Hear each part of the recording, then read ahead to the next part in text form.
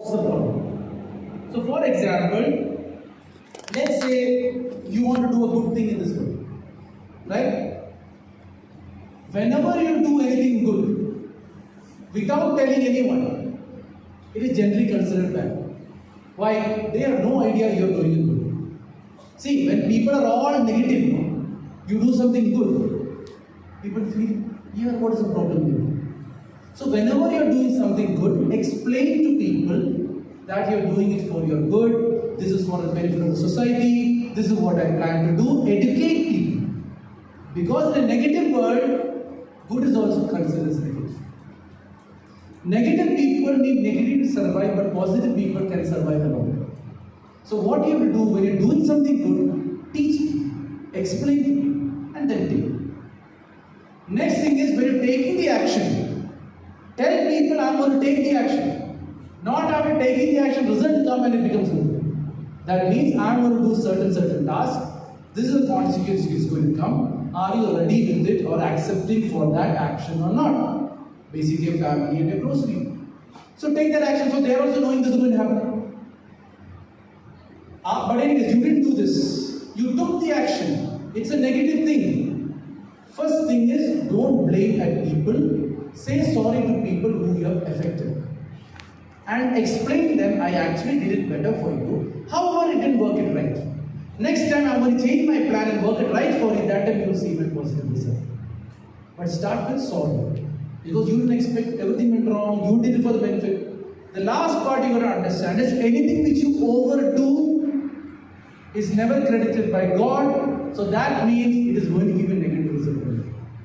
Over love, over care, over attention, over help, you do that, God is going to hit you. Why? You are intervening in God's plan. So one example, you have a friend who is in jail. You find ways to get him out. God has given you a jail punishment so that he gets better. You go to jail and get him out. You will also go to jail. So that's why even positive action to negative people is wrong. How many of you think that good people always struggle? Raise your hand. Good people always suffer. Raise, let me see. All the good people are raising. Okay, good. Put your hands down. Good people do good things to wrong people or at the wrong time. So don't expect, I know many people talking about charity. I gave the money to charity and then I don't care. If a charity is used for terrorist activities, then it's not charity, you're feeding the charity for terrorist only. Right? So don't expect whatever you're doing, make sure it is going to the right hands, make sure you're supporting the right people so that God is happy with that, or universe is happy with that. Or else what is happening is, doing good things to wrong people always works against you.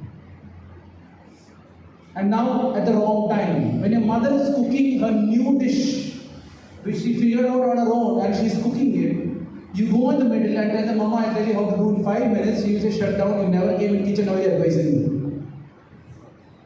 But on the other hand, she cooks the food. She comes and she gives you the food. You taste the food, tell mama this food is really nice. But I have a trick by which you can make it 5 minutes. Your mother will listen the same advice what you brought up to me. Same situation, but at a different time. When they're willing to listen, it also becomes positive or else negative. Did I answer the question directly, indirectly, completely or halfly?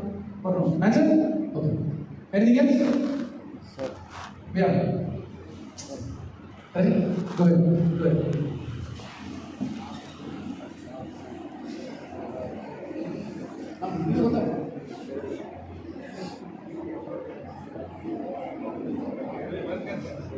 Okay, his question is, how do we trust ourselves? How do we believe ourselves? What is self-confidence?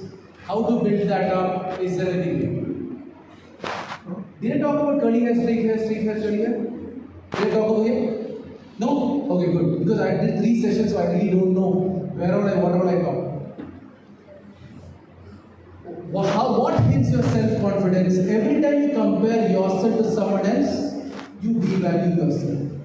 If you say this person's a topper, indirectly you say that I'm not a topper. If you say that this girl looks good, indirectly you say that I'm not looking good. If you say that this guy's hairstyle is good, indirectly you say that my hairstyle is good. So every time you compare yourself with some other self, you will lose the value of this self. That is called breaking self-confidence. Now, when you compare, why do you compare? There is a complex which the media and the corporates have put into your mind. The best example I say is every curly hair wants a straight hair, every straight hair wants a curly hair. I don't know why. Really, that answer I'm always asking is why? You can't accept you have a curly hair, you can't accept you have a straight hair, but beauty parlors what they do? When they see a curly hair girl coming, they'll put you in your photo in front of a straight hair photograph. Right? Or vice versa. If you come with a straight hair, they'll put around a curly hair photograph. You will see complex it's created, self-content breaks. Then she will put a picture. That straight hair looks better on your face. Yes. Right? And plus how that triggers out, oh, my favorite celebrity also straightened the hair today. I also want to. That also feeds them more into getting a hairstyle.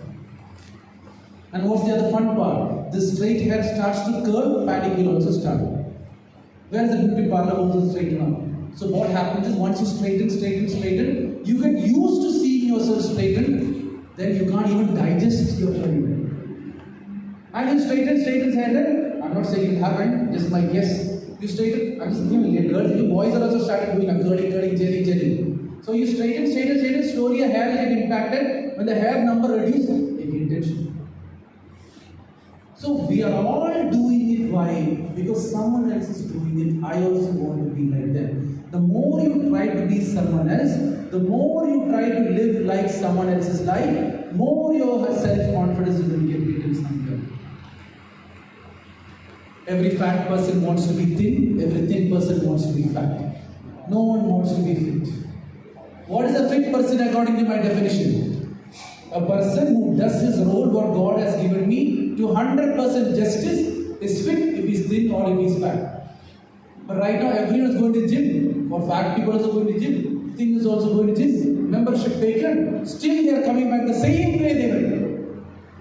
Some people pick it up. But some people generally, because it is they who is the problem. When you are the problem, for example, I always joke and say, for who are not fat, people say, if you say fat is body shaming. Hey, fat is fat. Thin is thin. But now, offending, see nowadays the problem of offending has come in a lot of world in this around us. Self-respect is the most negative word which is making this world crazy. Right? How you are, you are. There is a definition for it. Accept the definition. Only then you can change. Or is what happens? Now when you're eating a sweet, I will get fat and you eat the sweet. The sweet will make you fat faster than person, oh, I am eating sweet, nothing is going to happen to me. You will see those people don't get fat. Eating how much of a sweet? Because the mind is so positive that body will react accordingly. But every time, I am getting fat, yeah, you will get fat. So think positive in this perspective and start taking actions properly. If you eat food in balance, automatically weight will be fine. But when sweet comes, uncle, one more. And then you go. That one more is what creates a problem, not going to gym and not going to gym. Right? So that is that. Every fair person wants to be fair. So every dark person wants to be fair. Every fair person now wants to be tanned. In US, tanning cream is the highest sale. In India, fairness cream is the highest sale. Right? So they are creating complex in your mind. You're dark. Yeah, I am dark, so what? Africa, more darker people are there. Still, I am better than them. There, you know, he is more fairer than me, I am dark. But there are more darker people from you. That you don't see, and you build up this self-confidence strategy. So, whenever a fair person comes, there only a language will go. Right? So, then the next part you got to see is that is every scar on the face wants a clear face, and every clear face is told to put a tattoo on the face. Right?